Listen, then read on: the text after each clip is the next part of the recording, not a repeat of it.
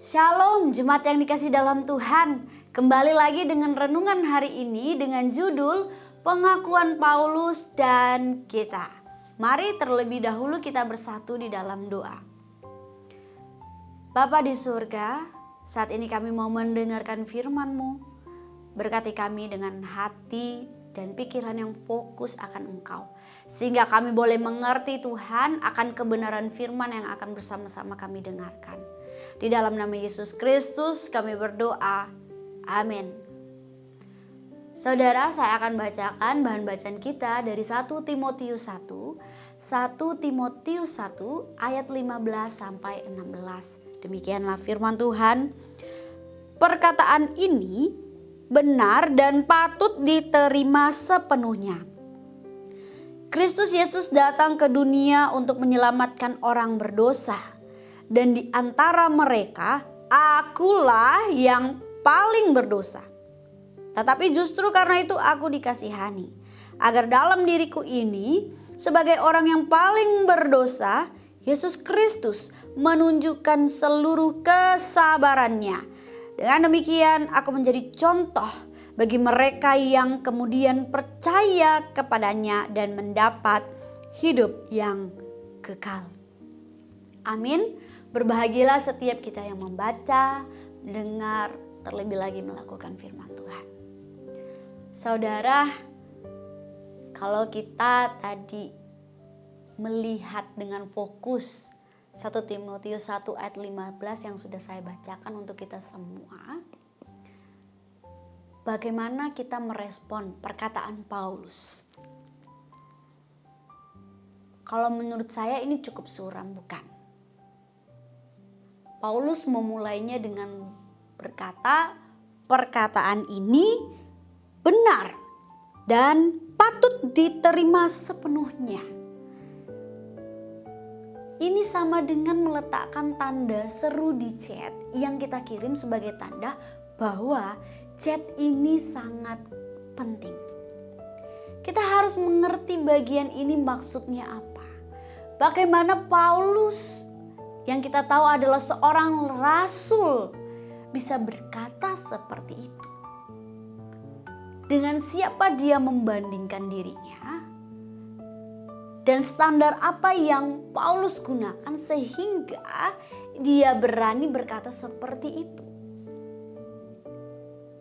Kita tidak melihat pernyataan Paulus ini sebagai sesuatu yang lebay atau dilebih-lebihkan. Ini adalah firman Tuhan dan ada sesuatu yang penting sedang dikemukakan di sini. Kalau kita baca lebih teliti lagi, Paulus jelas tidak sedang membandingkan dirinya dengan orang lain. Ini memberitahu kita bahwa fokusnya bukan keluar, tapi fokusnya ke dalam. Dia juga tidak mengatakan bahwa karakter moralnya sama sekali rusak atau kedewasaan rohaninya ini kosong. Dia hanya mengungkapkan apa yang ada di dalam hatinya. Sederhananya kalau misalnya kita tarik di dalam konteks sehari-hari gitu ya. Seperti orang yang lagi mencurahkan isi hati akan kelemahannya. Ini loh, saya tahu dosa saya. Saya lihat di dalam hati saya ini sangat gelap. Ada kesombongan, memberontak terus-menerus sama Tuhan. Saya masih egois. Saya ini adalah orang paling berdosa.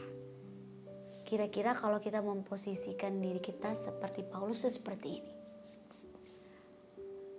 Paulus adalah orang yang mempelajari hatinya, saudara. Dia menyadari kelemahannya. Dia ingin melihat Allah dan dirinya secara benar. Tidak tersembunyi oleh topeng atau kerohaniannya. Seperti yang Paulus tekankan lagi dalam 1 Timotius 1 ayat 16. Tetapi justru karena itu aku dikasihani agar dalam diriku ini lagi-lagi sebagai apa? Sebagai orang yang paling berdosa. Yesus Kristus menunjukkan seluruh kesabarannya. Saudara, dari sini kita bisa melihat Paulus makin menyadari bahwa dirinya adalah seorang pendosa. Di tengah keberdosaannya nampak jelas, nyata belas kasihan Allah. Dari sini kita bisa melihat Paulus makin menyadari bahwa dirinya adalah seorang pendosa. Di tengah keberdosaannya nampak nyata belas kasihan Allah. Pengakuan Paulus kepada Timotius ini memberi kita semua contoh luar biasa tentang kesadaran yang sungguh-sungguh membuat dia meninggikan kemuliaan Sang Juru Selamat. Dari apa yang dilakukan Paulus, apa yang dikatakan Paulus juga kepada Timotius, yang juga bisa kita nikmati, yang bisa kita pelajari sebagai pembaca Now sekarang ini adalah apa? Orang yang paling dewasa rohani adalah orang yang menyadari atau orang yang paling menyadari keberdosaannya. Tidak hanya menyadari keberdosaannya saja, tetapi juga menyadari betapa besar belas kasihan Allah terhadap setiap kita. Orang yang berdosa ini. Saudara, Paulus melihat dirinya sendiri adalah orang yang paling berdosa. Dan ini akan timbul menjadi pertanyaan untuk kita. Bagaimana dengan saya? Apakah saya ini merasa lebih baik daripada orang-orang di sekitar saya? Daripada rohaniawan yang ada di gereja? Atau kita merasa lebih baik dari pasangan kita yang banyak masalah? Apakah kita menyadari bahwa kita juga adalah orang yang paling berdosa? Atau apakah kita sering merasa diri cukup oke? Tidak yang paling baik gitu ya, tetapi juga tidak yang paling berdosa. Pernahkah kita berpikir demikian?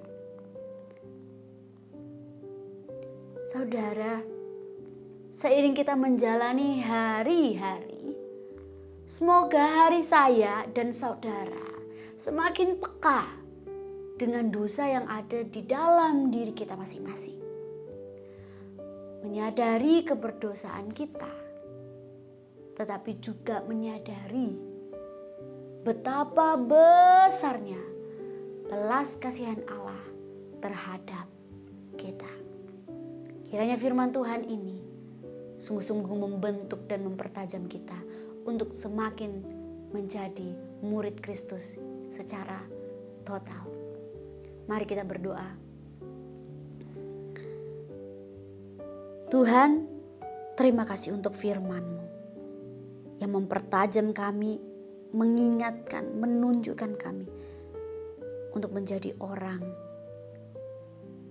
yang paling berdosa. Tapi di tengah itu semua Tuhan, nampak jelas belas kasihan Allah terhadap setiap kami yang berdosa ini. Kesabaran Tuhan tidak pernah berhenti di dalam kami. Terima kasih Tuhan. Ini adalah anugerah yang terbesar buat setiap kami. Kami mengaku Tuhan, kami adalah manusia yang berdosa, manusia yang penuh kelemahan dan keterbatasan. Kami mohon Tuhan, bimbing kami, tuntun kami untuk peka akan hal ini dan menghidupi firman ini di dalam keseharian kami. Terima kasih Tuhan Yesus, di dalam nama Tuhan Yesus kami berterima kasih akan Engkau. Lihat firman Tuhan-Mu yang indah ini. Amin. Soli Deo Gloria.